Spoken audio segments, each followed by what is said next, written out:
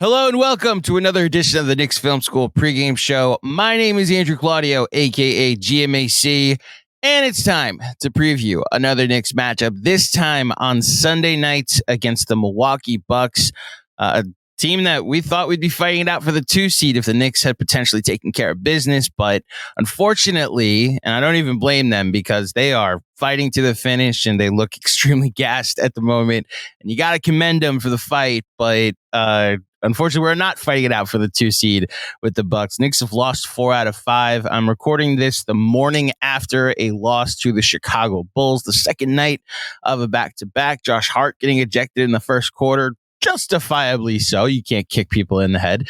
But the Knicks come into this matchup fighting for positioning in the Eastern Conference in a very jam-packed Eastern Conference. They sit as the 5th seed at the moment, tied with Orlando, 2 games ahead of Indiana, 2 games in the loss column ahead of the Miami Heat, and technically only 1 game behind the Cleveland Cavaliers for 3rd. And so that's where the Knicks are at the moment. Then there's the Milwaukee Bucks, who come in still as the 2 seed at 47-30. They just lost a game to our old friends, RJ Barrett and Emmanuel Quickley, who had lost 15 games in a row. Not RJ and Quick, but that team had lost 15 straight. They're coming in off a very rough week in which they played 3 sub-500 lottery teams and lost all 3. They do have some injuries that are notable. Dame and Giannis were both game time decisions going into last night's game. Dame played, Giannis didn't. The other 2 games this week, I believe Dame didn't play and Giannis did. And they're kind of limping to the finish line as well. Let's hear how this week has gone and how this Bucks season has gone with our old friend, Mr. Ti Windisch of the Gyro podcast, who I haven't talked to since the in-season tournament. And a lot has happened since then, Ti. First of all, good morning. How are you? It's not a very good morning. It's not a very good morning at all, Andrew. I think at least the way the Knicks have not capitalized, like you say, it's not because of anything they did. It's the injuries. The Bucks, on the other hand, they've been without some players, but just probably the worst week of Bucks basketball since the Jason Kidd era that we just saw. And there's injuries, there's stuff, but it's like, you're playing Washington. You're playing Memphis with 500 guys out. And then the Raptors, who, as you say, I think they didn't have RJ and Quick for a lot of this run, but still, it's the Raptors who had lost 15 straight games, and 2 of those games in Milwaukee that they just lost this week. So I'm not doing great. I think the East is ridiculous. Every day I wake up and the Bucks are still the 2 seed. I'm like, how? How have none of you? Orlando's trying, but I don't understand what's going on with this conference right now. And then the Celtics are just like, yeah, we're just going to win 70. Who cares? Yep. And that's the funny thing is, like, I not without trying, the Knicks and the Magic and the other teams in this conference have tried to catch the Bucks. And, you got the injury issues between Donovan Mitchell and other things going on in Cleveland. The Miami Heat, I think, are finally getting their stuff together. They've won 4 of their last 5, but against some lesser opponents. Like, the good win in the last 5 for the Heat is the Knicks, who are shorthanded. And like the Knicks did just get OG Anunoby back, and they're 15-3 when he plays. Last night, they're so gassed at the moment, so it's so tough to really complain or whine about anything. But they went into Chicago, who's fighting for positioning in the 9-10 right If now. the Bulls are close in those play-in games, the Bulls might end up the 8th seed, man. I mean, something about the Bulls they're 7-3 in overtime. Like, the Bulls find a way to win close games. They have the rebounding edge, and especially when they go to that 2 big lineup, and we saw it firsthand last night. And they have most likely the clutch award winner this year, forever that matters, and DeRozan. But this is about the Bucks.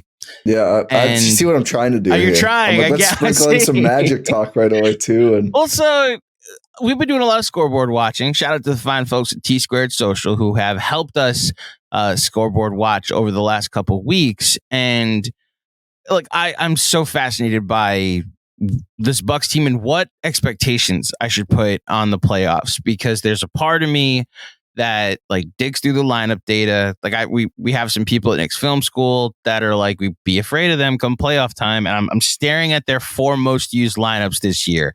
And it's plus 15, plus 13, plus 32, plus 17 in the 2,600 possessions, a little more than 2,600 possessions that Dame, Giannis, and Brook Lopez are on the floor. They're plus 13. Like, this still is a team that's 9th in net rating. And then there's the flip side since Doc Rivers took over. And I don't want to make this fully about Doc Rivers, but I am curious. They are they have a worse net rating than the first 43 games under Griffin. It's a 1.6 compared to a 3.8. They're 17th in defense, which is like around where they were when Griffin was fired, and they've dropped from 2nd to 5th in offense. They're 15 and 16, like they're under 500 under Doc. So the vibes in Milwaukee, I usually start with the vibes in a specific city.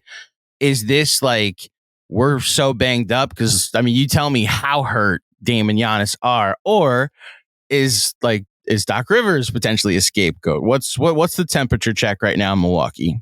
Doc is a scapegoat. It's not all on Doc, though. I do think you look at he started on the West Coast trip where Chris went out against Phoenix and missed a month. So that was a huge deal. And I think especially then when Pat Bev got hurt as well, you saw it in the Memphis game in particular where Giannis played, but he's playing through something, I think, with his hamstring right now. So he was definitely not 100% in that game, and he always is playing through things. And that's why they finally got him to sit out against Toronto. And then Dame had a groin thing and missed a couple of games. So it's been a lot of nagging injuries on those guys. It doesn't seem like there's injuries that are going to stick with them into the playoffs or anything like that. So I don't think it's the injuries that is the scariest for Bucks fans. I mean, Pat Bev has a torn ligament in his wrist. So one game he shot like a god since then. The other 2 were bad, but then he also sprained his ankle, so he's been out too. They just don't have that much playmaking on the roster, which I think makes sense. Like they invested in Joe Ingles with their MLE last year. And then they got to the playoffs, and it's like, all right, we have, and this was not even Dame. This was, even less playmaking with the stars, but you have Giannis, Chris, and Drew. Joe Ingles isn't touching the ball, right? Like, you're not giving Joe Ingles the ball to play make when you have 3, at least quote unquote stars or 3-star level players. So I think they invested more in complementary pieces, but that means when any of those other guys have been out, there's like a severe lack of playmaking on the roster. I think that's been a thing. Also, they're just old, and I think Doc has played them older, and I think that's probably the worst thing Doc has done. I do think they've had much better defensive moments than they ever had against Griffin, especially the OKC Thunder win, which less than 2 weeks ago from when we're recording, and it feels like a different universe for Milwaukee and with everything that's happened since then. But that was probably their best win of the season. I mean, they played dominant defense, even though Dame and Chris didn't shoot well, and they blew out OKC. So it's almost like this Bucks team, I think, it's interesting. They played Andre Jackson Jr., the rookie, 16 second half minutes, didn't play in the first half. They won those by 9. And after the game, Doc was like, well, we need to get the pace up.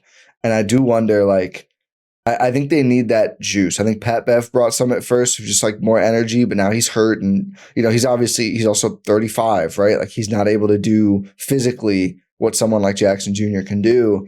I do wonder how much that will be good for them. And also, I'm sure the plus 30 net rating one you said is Dame, Malik Beasley, Chris, Giannis, and Brook Lopez. They have still been very good for the most part when those 5 players are playing together. And it's really, in playoffs, going to be like, can you find 4 guys across a whole series plus that to make an impact? I think they still have that. They just need to, they're in like such a bad funk right now on both ends. I think it's really just about snapping out of it. So like the seeding, it's like I don't even care anymore, frankly. It doesn't matter. Like they snap out of this, they can beat anybody, certainly anyone before Boston. They don't, they could lose in the first round. That's where I'm at with the Bucks. It's like, all right, they're either going to go on a great run and give the Celtics a run for their money, or they're going to lose in the first round. So it's like seeding, don't care. Like just play well. And I think they can, but it's fraught to be here with 6 games to go. So one clarification, the Dame, Malik Beasley, Chris, Giannis, Brook Lopez lineup is the plus 15 instead of Chris Middleton and instead of Chris, Pat Connaughton. That's only 245 possessions, but that's still a plus 32. So, I mean, you take whatever you want from that plus 32 and whatever whatever validity you want to give to it, you can. My point is that when your three best guys outside of Middleton, if you want to say he's the one of the interchangeable pieces, but like Dame, Giannis, and Lopez, like I agree with you that that's a trio that's just been a net positive when all three are on the floor, and I figure that'll be those at least will be the three guys that play heavy minutes in the playoffs, and they will be a pain to play in a 7-game series at any point. But to your point about don't caring about seeding, I guess take me back because we haven't talked since the Adrian Griffin firing, and like that sent a clear signal. And look, I didn't clutch any pearls. I was very much like David Black got fired mid-season and they were the 1 seed, and then Ty Lue coached the All-Star game, and we were like, the Knicks were in the midst of a winning streak at the time, and I believe if the Bucks had lost one more game and the Knicks had won one more game because of the tiebreakers and because Mazzulla can't, like, Tibbs almost ended up coaching the All-Star game is where I'm going with this. I think Doc would have loved that, frankly. Yeah, he didn't want to do it. And I don't blame him. It's very weird that he was the coach of the All-Star game, to be honest. Well, if you remember, when David Black got fired, it was right before the All-Star game, and Ty Lue coached the All-Star game that year. Also very funny. But at least Ty Lue was, like, there for it. You know what I mean? Like, Doc's just, like, he's been in Milwaukee for like 2 weeks. And they're like, all right, you go right from the golf Ty Lue course was to an the All-Star game. assistant that got promoted. Yeah, Doc was doing Bill Simmons' podcast before that. So when it happened and it was like very clear Doc was going to, what was your reaction, and really what was the reaction in Milwaukee? I mean, I didn't think he was going to get fired, but then I think more came out after for Griffin, and you know, it seems like the players more or less mutinied, and at that point, I think you kind of have to. I mean, I think the rub then, and this is what's being discussed now amongst Buck people, is, you know, Griffin, I think, had to go. I think there's large consent. There's still some people go, oh, look at the record, look at the net. Schedule was a lot easier, and they were a lot healthier under Griffin. And I think that's pretty much all of it. Like, the offense looked better. I think they were healthier. They played better. They played worse teams. And the defense was a disaster. And then the feel-good defensive moments that came out in like the week after the firing, that the Bucks were just like ignoring his calls and running what they wanted to run in a lot of those like big. And it's like, once you get to that point, like, yeah, fire the guy. I mean, come on. Like, you can't go into the playoffs when the team is just like, we don't care. Like, we're not going to do that. We're going to do what we think works. And I mean, obviously they made him run drop after he tried to have Brook Lopez blitzing the first 4 games. And one of those was against the Knicks, right? The game that they switched back to the drop was the Knicks game when and I was ready to lose faith in the whole season. So it's just like, this is horrible. They were last in points at the rim with Giannis and Brook Lopez, and they have not been last since. And I think Doc has made their defense better, but I think the disappointing thing is they took all these positive strides, and then like the intensity and effort just left. I think kind of when, you know, the injury started, so they don't have their full group, and they're going against these teams that aren't as good. The Pelicans just beat them, but then it's been bad teams since then. And I think the vets on the team just are not able to keep a consistent level of both play and energy, which has hurt the role player veterans on the team. But when he got fired, then you hear Doc, it's like, I think I said at the time I wanted like one of the assistants to just coach the rest of the way, let Joe Prunty do it. But obviously that did not end up happening. You know, and then at first it felt like a disaster. Then it's like, okay, I think Doc's doing okay. And then haven't liked the way he's coached the last few games here. But I don't think it's all on him, what's happening right now. I feel like this team has some issues that popped up under Griffin too, of just like, I think they skew too old sometimes. And that's when they have some of the, like the Cleveland game that got Griffin fired, where they just weren't competitive at all against the Cavs in Cleveland. Like, it feels like they let go of the rope too easily. And I think that's why, you know, as scary as it is to have like a rookie in this spot, it does feel like, okay, probably just play Andre Jackson like 16 minutes a game, even if he is going to miss layups and not look at the rim, because at least he makes everyone play hard. And there's just not enough of that outside of Giannis on this roster. So I do want to ask you about the sound bites that have been going around of Doc. Well, it's just, I know out of context or just out of market, they can maybe potentially be made a bigger thing than what they are locally. He's hilarious. So he's hilarious. The it's thing Trump-esque. about it's Trump-esque in like the way he has a soundbite. the most recent one was him blaming like the travel crew that He like blamed the himself after the Raptors game. Okay, He did. so there he's we're gregariously. progress. Okay, Yeah, so like yeah. when you see that going viral and all of NBA Twitter and a lot of national voices being like, "Oh, so everyone's a scapegoat." What's your reaction? And again, the reaction in Milwaukee. Yeah, we didn't like it. I mean, I think Okay. the one that honestly, that one I was just like, what? Okay, what pissed me off the most, and I yelled about this on the radio, is he's like, I don't think we're serious enough on the road. It was like about that same quote, and he's like, I'm taking notes. It's like, all right, first off, like if we're just blaming like people having fun on the road, what are we doing? But second off,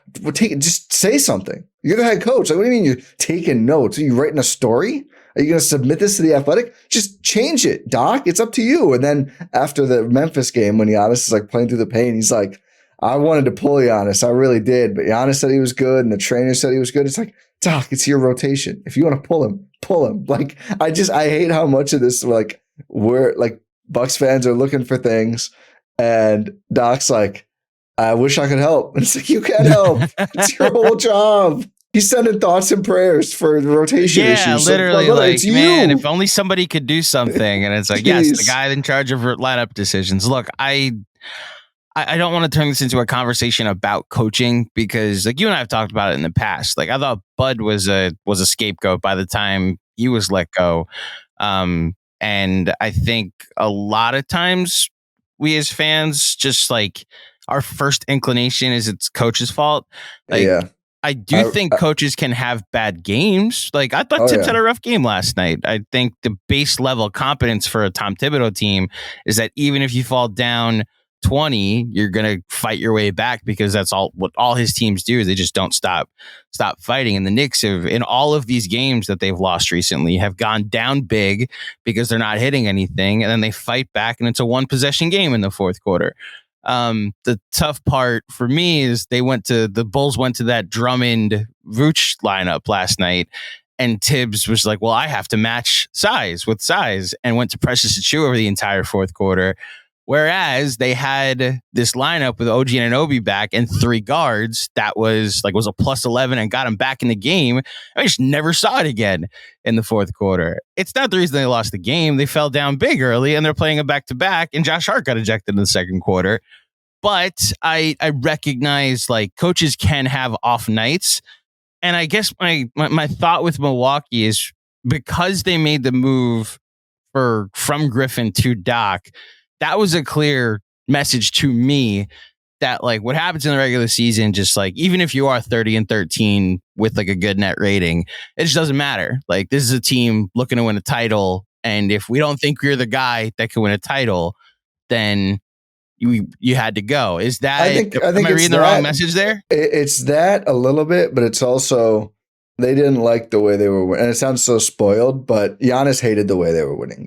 I don't think it's Giannis. If your superstar's out, though, like that's part of it. It doesn't matter who's in charge. It was like, they were just winning track meets against like mostly bad teams.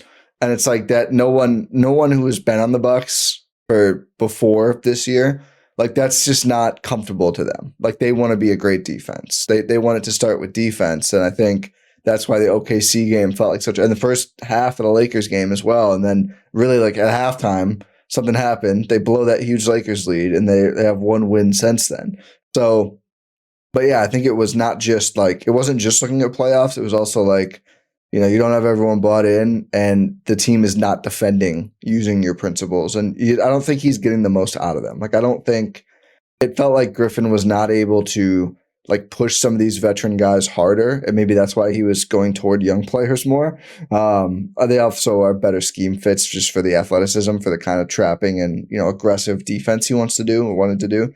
But also it just felt like, Doc, the one nice thing about all of the Doc talking is I do think someone needs to light a fire under some of these guys more, and Doc is one person who will, absolutely. When they lost to the Grizzlies before All-Star, he was like, guys were halfway in Cancun, and some people were mad, like, oh, Doc. And it's like, well, did you watch the game? And they were. That was not on Doc. They were. They didn't care at all about this game.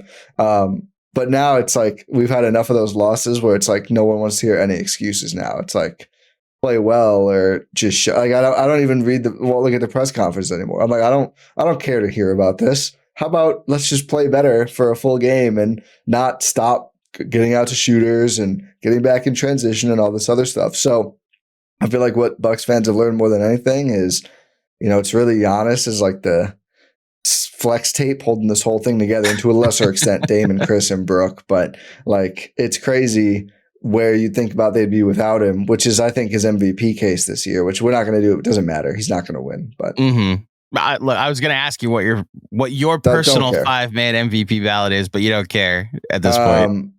I mean, now it's probably, I think Jokic is a fine winner. I would say Giannis, Shea, I don't know, probably Luka. Yeah, I keep them lower because they're not good. We'll put Tatum 5th. Why not? Yeah, I think that's a version of those 5 is my. I know there's been an outcry from Knicks. Jalen Brunson should be on that stupid ladder that ESPN has. I'll say that, but I would have him 6th at this point because I need someone from a 60-win team to be a top 5 MVP. It's just me personally. I know there are people that are going to be like, well, it's a whole team that's won 60 games. I don't think he could ever win it. I just don't think he's been good enough, and maybe he levels up as a player. But I'm fine with putting him at the tail end because I think, and just talk about. I'm sorry, but like, are we sure Derek White's not their best player? Yeah, we are. What? Come on, we are. Oh, the deflections. Oh, the blocks for. Okay, fine. Do they win games because they have more guard blocks than the other team, or is it all the points from Jason? Ridiculous. I like Derek White. I'd love him on my basketball team. I think you would too. I think there's a difference between role players and the engines that drive a team. And I think Tatum, and look, people in Boston have told me the same thing, like that he's the engine that runs that thing. So, it's why I'd be fine if he finished ahead of Brunson, or at least accept if he finished ahead of Brunson.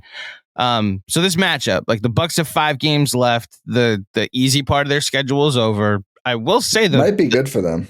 Well, the Celtics also have nothing to play for the rest of the year, so maybe they don't play. Yeah, I feel like they've had like 2 of their guys out in every one of the. I don't know how much of it's real. I never know. I don't think any of it's serious. You haven't gotten the report of like, oh. So I think they are kind of just like rotating in and out guys. And then OKC next week, they technically are playing for something. But you want to talk about infuriating, Ty? SGA's played one of the last 6 games. Guess which one that game was? Knicks. It was the game against the Knicks where he hit the game winner at the Garden. And so the Bucks play them on Friday. But I do think they might want to get their lick back because the Bucks clobbered them the last time they played. So that might be a. If I'm that young team and I got beat that bad, I would not want to rest that game. I hope that they play everybody that game because of the standings. I also wonder. I wonder if it's going to matter with 2 games left if they're going to play anybody. But look, we'll see what happens. If you're looking at the East standings right now, I'm assuming the Miami Heat are about to come up. Go in order, like rank them of least want to play, like your top 3. Well, it's so funny because like this party that's like, well. They beat the Heat in the first round the year they won it all. Like exercising that demon seems like a beneficial thing. But I will put so instead of want, I'll just do order of who I think could give the Bucks the most trouble. Because I think that's a cleaner. So I think Miami is number 1. They've been the zombie Heat all year. It just doesn't sway me. And the Heat and Bucks are on a cycle. Like it should be the Bucks' year to beat them. And like they always beat each other embarrassingly. It's never been a 6-game series with these teams. But I think the Heat, and then. I mean, if I'm counting the Knicks, I think I would include them. I'm just not sure. Knicks could drop to 6, and that's the 3-6. Like that is in play right now. Yeah. I would probably think the Knicks would have a better shot than Philly. Philly with Embiid? Yeah. Okay. Because it's in quotes Embiid to me at this point in the year. And then I'll say Philly, and then I'll say Indiana. Okay.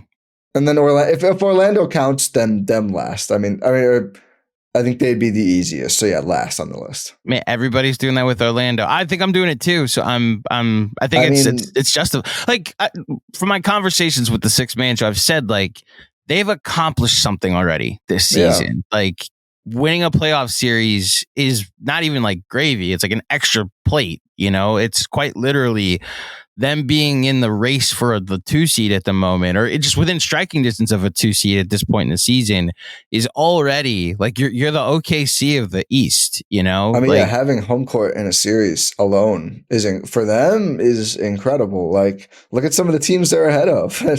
It speaks for itself. I mean, no one thought we'd be seeing Orlando above New York.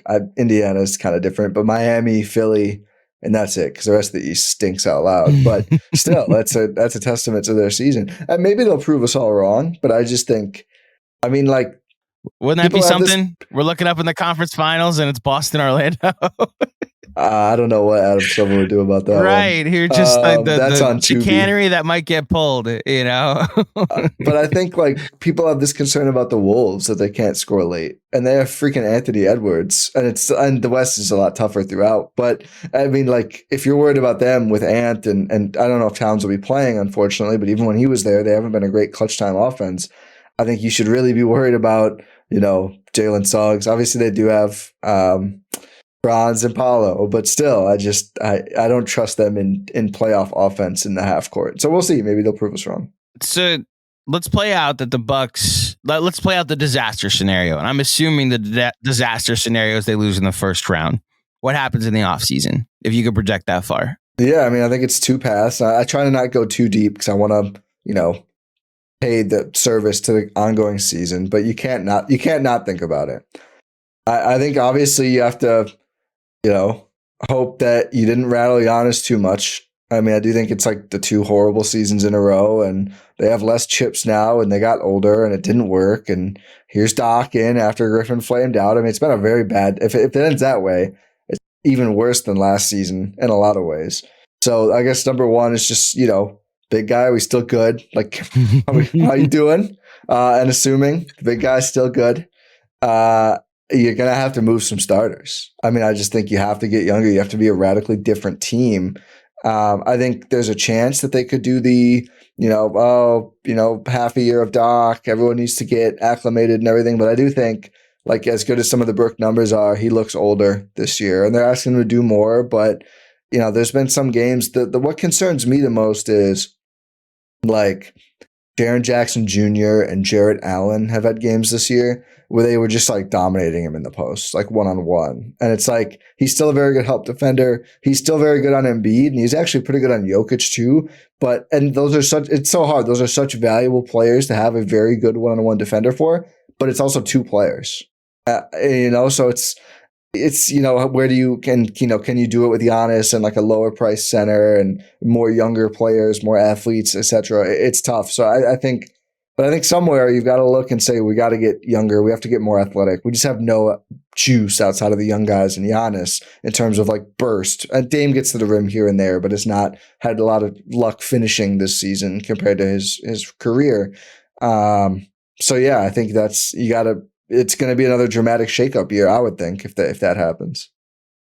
Can I just follow up on the, hey, big guy, we okay? Yeah, I figured you would. I just out of curiosity, like the Knicks are very clearly, it's the power forward position that they're going to look to upgrade, because Dante DiVincenzo. Wow. Randall gets ruled out within a week. Well, and you're already. Have some respect. Let's be clear. First of all, I'm someone that finds himself always defending Julius Randle. Well, it's just very like it. Well, let me put some context to it. You're funny. The fact that like Dante DiVincenzo and where he went to college and what his agency is, like the fact that he's come here and like broken the Knicks 3-point record and has been a mini Klay Thompson for a season.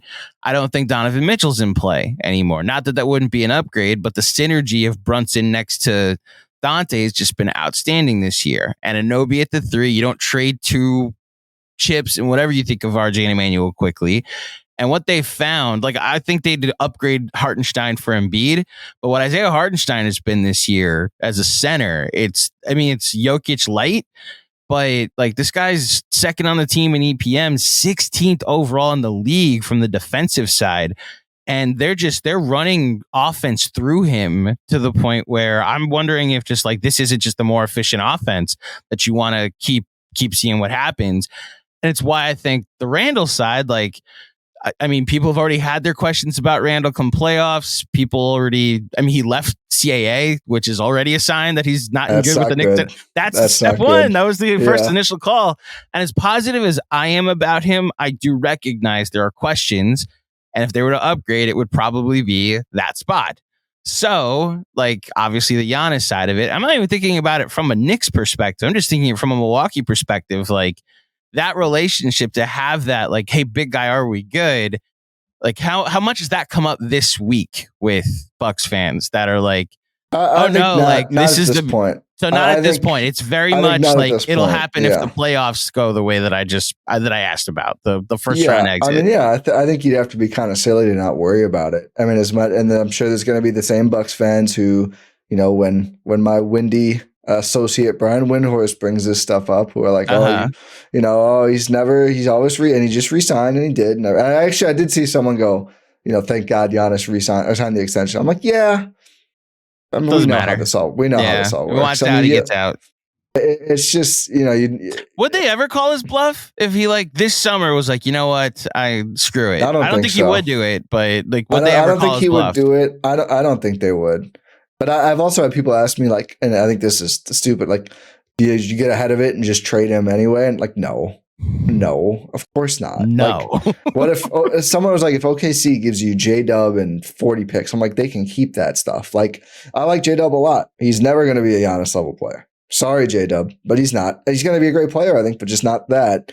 And the picks, it's like, I've seen Milwaukee Bucks blow so many draft picks, dude. Like, I don't need to see that happen 40 more times. They're not going to draft Giannis either. So, I think, you know, you have to hope that doesn't happen and that you have a better playoffs. And if it does, have to hope that he's still on board and willing to work with you. But it's a dire position. I mean, they got older with the Dame, not significantly, but a little older with the Dame move, and you're locked into him, which is good and bad, I think, depending on how he looks in the playoffs, frankly. And you have less picks. You still have a little bit of pick capital. I mean, you have 2 top 35 picks in this draft, and another future first, I think, opens up. So we'll see what they do. But I think pretty obviously some sort of big move would be needed, I think, just like last summer, because it's not good business to win in the first round or lose in the first round when you have a, you know, top 2 player in the league, pretty consensus on your roster. Yeah, I think my projections right now for the Bucks, I think they win a first round series, whoever it's against. Too much top end talent over a 7-game series between Dame and Giannis. What I keep coming back, like, those guys just have to, like, all right, let's just put all this crap aside. Like, a lot of things haven't worked. Like, we're just going to take over these games. Like, it's why, to be honest, the Philly would be my one for Milwaukee as far as, like, team I wouldn't want, because that's the only team. I recognize the Philly conquests of the playoffs have not been the greatest, but the narrative of Doc losing to his old team, I would. That's why, like, the only team I think can match the top end talent in a first round series is Philly. However, I think they would beat Indiana. I think they obviously beat Orlando. I think they would beat Miami. And like, you want to talk about the revenge series? Like you said, exercising the Miami demon might be the thing that jumpstarts them into a potential run. And then to give the Celtics a run at the run for their money, you know, Indy would be a good revenge series too. And they take every ball home with them. Yes, yes. You know what sucks is I saw Oscar Shibwe play in Oshkosh. He dominated the herd. I was like, come on, he's getting another game ball here. I don't even know if they let you take him in the G League. Probably not. I don't think they do. They have like 18 balls for the year. For those who have no idea what we're just referencing, Giannis had 61 points. 60, how many? And Dame 61, and Dame passed somebody on the 3-point leaderboard, and Giannis said it was for him. Giannis is a bad liar. That is true. I'm glad you said it, not me. But at the end of the game, they wanted to get the game ball for Giannis, and apparently on the Pacers, they said that if someone scores their first career points, they want to get them the ball. And they had a guy, like a 2-way player, that scored in garbage time, well, even though Giannis had 60 points, and they took the ball to save for him. Record, by the way. Exactly. Like, better than Kareem. Yeah. And it led to this big thing earlier this year where Giannis was like, I want the ball, and went to the Pacers locker room. Yeah. And the Pacers, you heard from audio, like, no, steal like, that don't shit. give him the ball. Yeah. Well, you know what the worst part was? Is he scored in the IST final, and the Pacers are like, not a sanctioned regular season game. Doesn't count. Who cares? Are you kidding me? It's an NBA game. Come on. Yeah. And the funny thing, I mean, it's become a thing throughout the rest of the season when like Brunson then had 50 points later in the game and Julius Randle was like, I got the ball, don't worry. I got the ball, don't worry. Yeah. And then like a week and a half ago, Brunson had 61 in San Antonio, but in a losing effort. And as the game ended, Wemby threw the ball in the stands. That's right. I honestly didn't even think anything of it. I was with Jalen. Jalen turned around and walked toward the locker room. So maybe with it being a losing effort, it was different. But it wasn't until after the game I was like, hey, yeah, that's Jalen's ball. He scored 61 points. You better go get that. Yeah. Which leads me to my next question about the Knicks and like this matchup. And like, first of all, who's going to play for the Bucks in this game? I know Giannis and Dame were game time decisions. So this is they're gearing up for the Knick game. Got it. We'll see about Giannis. I do think that the hammy was bothering him, but I don't think he would sit a long time. We'll see if he sits this game or not. I think he's going to be ready to get back out there. I would assume Dame is good to go. He played long minutes. He fouled out, but that's why he didn't close the Raptors game. But he looked fine from the injury perspective. He had like 36 points. So I would think, I don't know if Pat Bev will be able to go with his ankle sprain, but I think the primaries should be good to go for Milwaukee. And Beauchamp is what's the status of his injury? I saw him on the injury report. I mean, he frankly is not going to play either way at this point. All right. He had back spasms and then an ankle sprain. Got it. So so right now the young guys are AJ Green is number one in the young guys. He's earned his spot, and then Ajax is now after him, and then Beauchamp is. We're kind of like I don't know if Beauchamp is going to be back. Not necessarily due to anything on hit. We don't know what goes on, but just like there's been some lanes for more guys to play under Doc, and he has not been one of the guys to play. So coming into this matchup, what's your level of confidence against this version of the Knicks that like Anunoby's back? I mentioned they're 15-3 when he plays, and Brunson like plus 13 on the season, and they got some good lineups of their own. You know, what's your thought process with the Knicks coming in? It's going to be really it's like dependent on like which of the Jekyll or Hyde Bucks show up. Like, and I kind of think that what will decide that ultimately is going to be how old does Doc go with the rotation? Like, I really do think they probably need to play an Andre Jackson Jr. in this game with no Pat Bev for his just energy and defensive hustle he's going to bring, and probably taking, if not Brunson, taking shifts on OG or some of these other key players for the Knicks, and just getting out here, like rotating, getting to the rim in time, like all the things that he does. I think if they keep playing the way they've been playing, the Knicks will just destroy them, because the Knicks, one thing about the Tibbs team, right, is they are never short on hustle. I did wonder, did Josh Hart intentionally get kicked out of that game to finally get some rest? That's always my thing with the Knicks and Tibbs. And I do wonder, that is like probably my biggest playoff question for them is like, are they just going to be gassed by the whole second round? Yeah. I mean, they run and they kind of have to now to a certain extent, maybe not the extent they would play, but anyway. No, you nailed it. The have to. And part of it isn't even the fact that, like, it's Tibbs. Like, they've gotten next to nothing from these two Pistons that they acquired. Yeah, man. I wanted to ask later. I want to talk about this game too, but I was like, man, every time I look, I'm like, all right, Deuce McBride played 49 minutes. Josh Hart played 75 minutes. And Bojan played 18 minutes. Okay, so Tibbs just hates this guy. We were going through the playoff rotations and potentially like, because with OG Anunoby back, like you could experiment a little bit because of what Deuce McBride's been. Deuce McBride in the 9 games that he started, averaged 20 points a game, took 9 threes a game, averaged 9 threes a game, and shot 46% from 3. So he's clearly a floor spacer that's proved with some volume that you could trust him. And like he got put to the bench. It's like, all right, you have a dependable bench piece now. But between what Precious Achiuwa has, how he's played over the last couple, he's a depth piece. He's not someone that should be in a playoff rotation. Bogey started to hit shots, but he's just like such a liability on. Joe Ingles was bad on defense. He is such a liability on defense. And Alec Burks, my God, we have a drinking game that we drink when he passes the ball. It's very sober watches because he just doesn't I see gets zero in the half assists last court night. and it's just Zero in the half assists last court night. and it's just Yeah. like, all right, this is my time to shine. I think the Pistons played him at point guard for times this season, which and really says a lot about what was going on there. I was a fan of the move. Like I was like, he's instant offense. Like what he was playing unreal basketball for the last 11 games. He was in Detroit. He's one of those players. And then he came to New York and it's like, all right, got to the team I wanted to be on. This is it's just been so weird to watch, Ty. I think like any experimenting you want to do, it's just like among these 6 or 7 guys, like you go Mitchell Robinson as your backup center, maybe Precious is the other backup center, and you just kind of stagger which one gives Hartenstein a break. And then like whatever you get out of Bogey, fine. But like it's an 8-man rotation. Josh Hart is your starting and your realistically backup 3 and 4. Anunoby's probably your starting and your backup 3 and 4. Deuce McBride is your starting, is your backup point guard that plays 30 plus minutes. You know, so it's why like the heavy minutes. I know that's a thing, but they're not anywhere close to the 3 seed at the moment. If Tibbs just doesn't say fuck it and decide I'm either going to go down with the Pistons or go down with the Knicks, and here they are like. At tied for the 4 seed at the moment because of it. But yeah, the Piston experience has not been the greatest this year, you know? Yeah.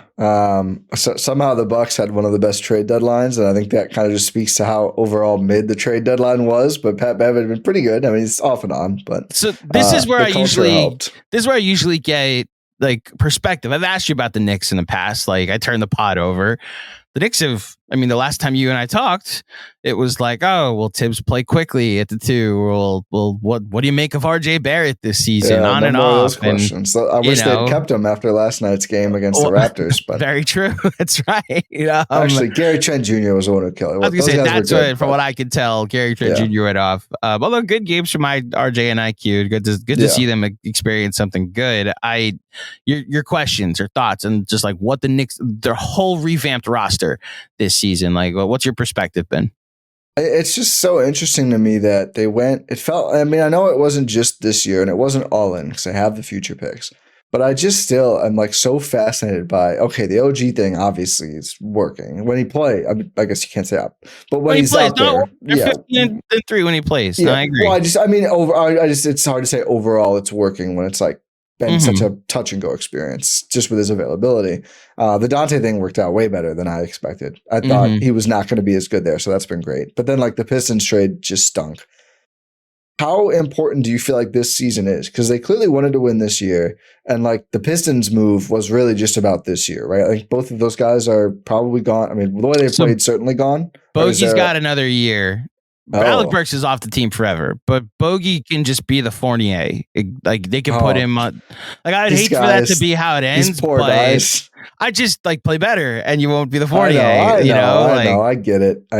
But like he's matching salary at a certain point. Like that salary slot is a good salary to move if you're looking to make a bigger move this offseason. How much this season matters post Randall injury? I think we're at the gravy portion, the house money portion. What if they're healthy except for Randall? And I mean healthy, like I know they're playing now. Oh, we want to see. Yeah, honestly, that's what I think a lot of Knicks fans are like. Let me see what this team looks like for however long with Anunoby and Hart and with this team minus Randall, you know? Could be close to where they're. I mean, you never want to lose a player. I'm not going to do a full Ewing theory, but just the extra space on the floor and touches for some of these other players and how well all these other core guys have played. I mean, there was a point where I was like, man, if they get healthy except for Randall, I think they could still be a pretty big problem. That's obviously the bridge to cross right now. But I just wonder, like, you know, if you go out in like the first round, if the non-Randall guys are healthy, that feels to me still like a disappointment. If they've been so shorthanded for so long that like it depends. Like, it catches up. Yeah, like at a certain point, and this I think to the Randall defense is like what they've had to do without Brunson on the floor, or what they've had to try and do without Brunson on the floor is just like try to make a 5-course meal with the shittiest ingredients. And it's just, it hasn't worked out. And I think where Randall helps, not dimension, like it has been a positive, is like he's a focal point of the offense. Like Jalen Brunson leads the league in usage since Randall went down, and like when Randall was there, you could like run the offense through him a little bit. Jalen Brunson gets catch and shoot 3-point opportunities. He doesn't like have the ball 100% of the time, where they're like what the Kings were doing the other night, while like the Knicks pretty much owned it the entire game, but they were blitzing him and trapping him at half court, and then he's having to work to get to 35 points. Now, they destroyed them in the short roll the entire second half specifically. Yeah.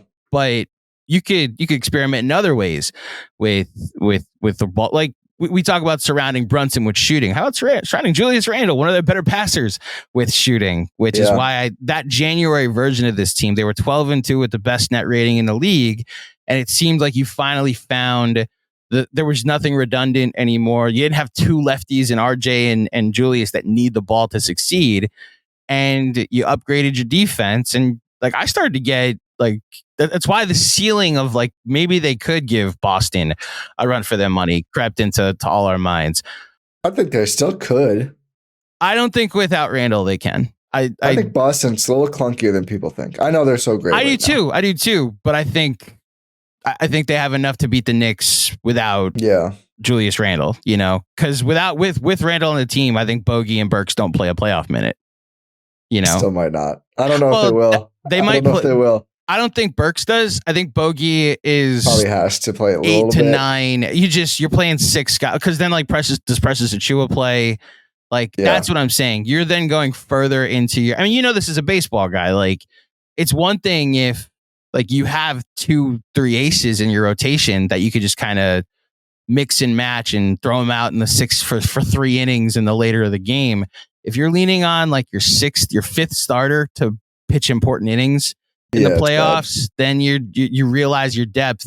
Depth is nice for the regular season. Top end talent is what wins. Forward short though, basically without Randall. That makes sense. So that's where like I want to see it. I want to see what this team with Anunoby looks like in the playoffs. There's very few teams I think they can't beat, but like would I be disappointed with a first round exit? Sure, but I'd also recognize that on January 27th they played the Miami Heat and Julius Randle, you know, dislocated his shoulder with 4 minutes left. And, you know, then days later, OG Anunoby went out. And then a week later, Isaiah Hartenstein had an Achilles injury that's had him on a minutes limit. And we almost lost Jalen Brunson at one point. The fact that they can kind of run it back next season does give me confidence that, like, all right, a full off season with this team, we saw what they looked like healthy. You know, let's see what they could do next year. Kind of running it back, and we'll see what happens with Randall whenever he comes back. So that makes sense. That's my thought process going into the playoffs. I won't ask you any more about the Pistons guys, but I have been just over here, just like, oh my god, they like Tibbs will do anything but play Bogey like more than 18 to 20 minutes. They lose their minutes every time, man. You can experiment with it, fine, but they lose their minutes almost. There's honestly, it's one game they played in Sacramento. And they were down 6. I know the exact scenario, Ty. They were down 6 in the fourth quarter against the Kings this year. Well, every single player and team has had a good moment against the Kings this year. There was a stretch where they're down 6 early fourth quarter, and I commend Tibbs for this because, like Precious Achiuwa like has a bad turnover, but it's a LeBron chase down block because it was like a breakaway, and he goes and blocks him. They come back down. Bogey hits a 3, and then it's like, oh, they're down 3 now. And then Burks and Bogey hit a couple shots, and it's like, oh, they're back in the game. Oh my gosh! And Tibbs makes the next substitution pattern, but leaves Burks and Bogey in, and just puts like Jalen, Hartenstein, and Anunoby back in. Like so you surround Burks and Bogey with Anunoby and Hartenstein. They end up taking the lead, and he plays them to like the final 4 minutes left. Then, like the Kings start scoring. And he puts Josh Hart and DiVincenzo back in for both of them. So it was like, okay, you did your job. But that was the first time we were like, oh, like it can work. An actual positive thing out of both of you.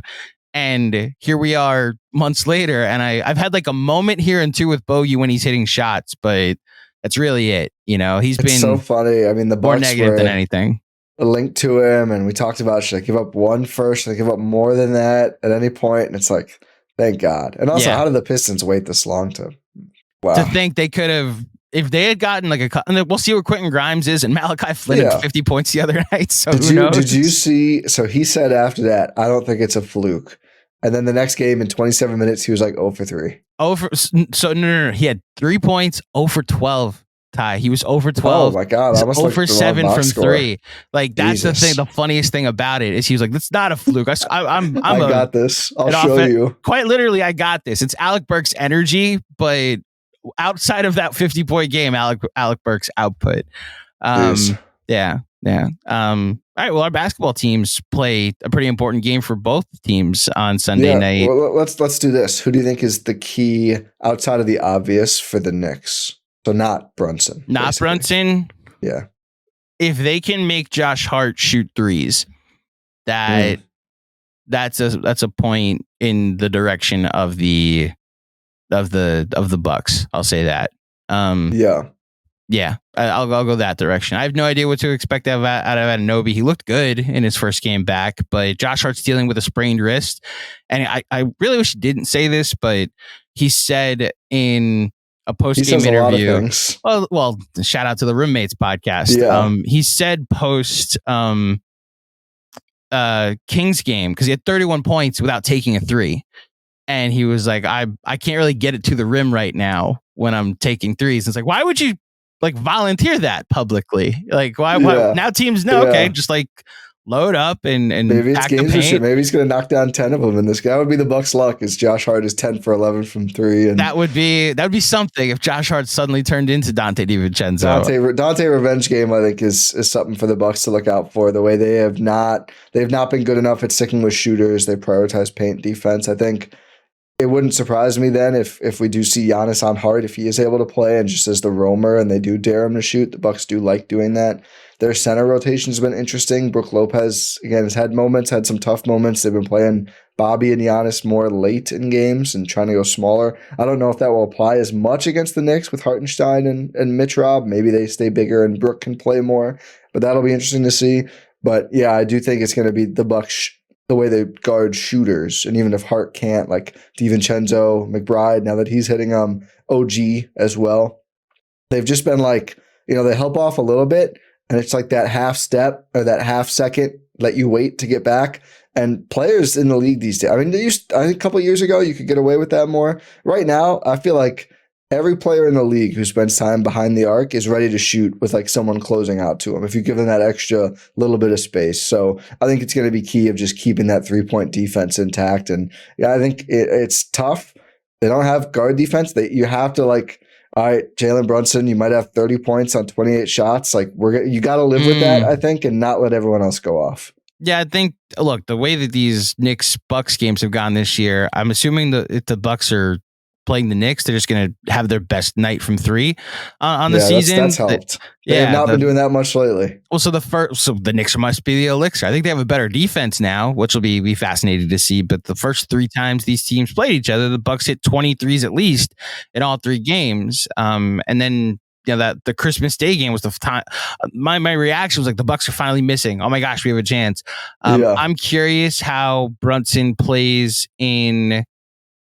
He's kind of dominated. I don't say dominated the Bucks, but he's gotten whatever he wants with that drop. And I'm curious how they guard him there. Like you said, if they use Giannis as a free safety and lay off of Josh Hart, whether they blitz him or not, I don't know if they do a lot of that. Especially even if they bring Giannis. The Portis does it. It drives me crazy sometimes, but that's what he loves to do. The Knicks also really succeed against. They just it's not effective to blitz and trap Brunson at the moment. When you get the Knicks in a 4-on-3 situation, they especially when they have 2 other shooters on the floor, then it's like Josh Hart figuring out where to go. Even if you just guard him 1-on-1 and not help, then like I said, 31 points on no threes. Like he'll take advantage of the paint. Hartenstein's developed a floater and has really great court vision as well. They won't do it with Brook, but they might with Bobby. I wish they would just switch more and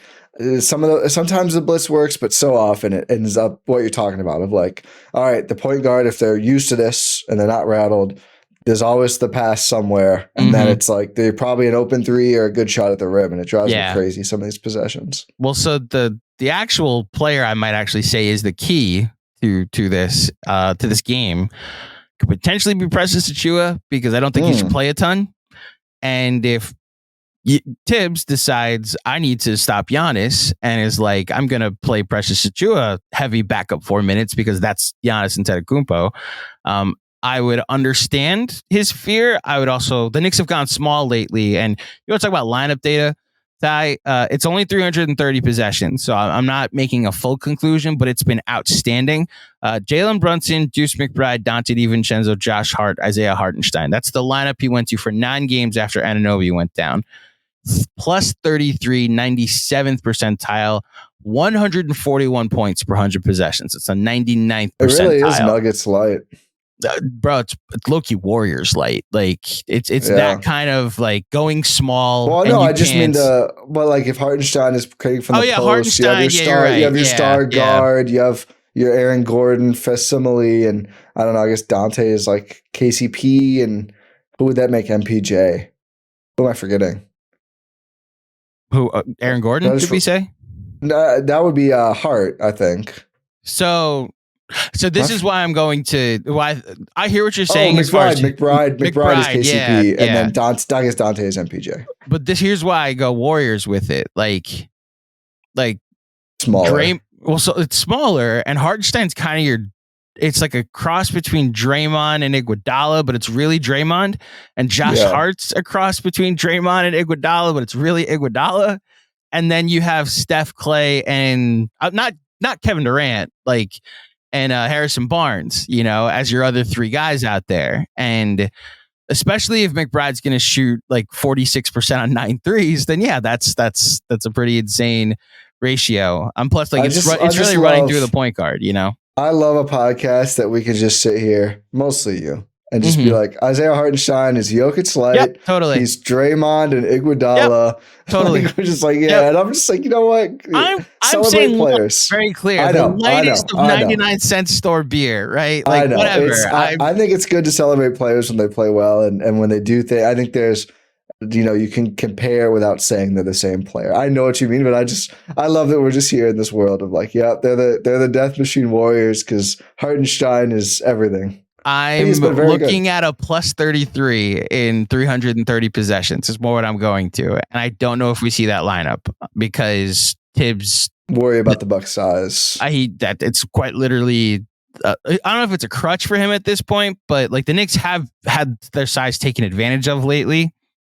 And I don't want him to get spooked because I think offense matters, So we'll see. I obviously trust him. I just also would again, this lineup they had last night with Anunoby at the 4 because Josh Hart got ejected. It got him back in the game, and we just never saw it again. And so I'm curious if he takes that as a learning experience that even if you go size, it might not work, and then you just can't score on the other side of the floor. So it'll be interesting to see. One thing, the Bucks have been trying to get Brook rolling toward the rim more. And try and make, because they, he had 4 attempted threes in the first quarter of the Raptors game. And you see teams are just like, go ahead. If you're like a 33, 34% shooter, if it's that or Dame creating offense, we'll take that. I think the Bucks counter has been kind of getting him more in the action, getting him rolling because he's just so dang big. So it'll be interesting to see if they're kind of play into the Tibbs fear and get some early buckets. Giannis, Lopez, if they both, Lopez will play if Giannis plays. And try and, hey, we're going to be big, so go big. Because, I do think, just always how big the Bucks can be is an interest. Traditionally, if teams can't play Lopez off the floor, it's almost impossible to beat them, especially in a series.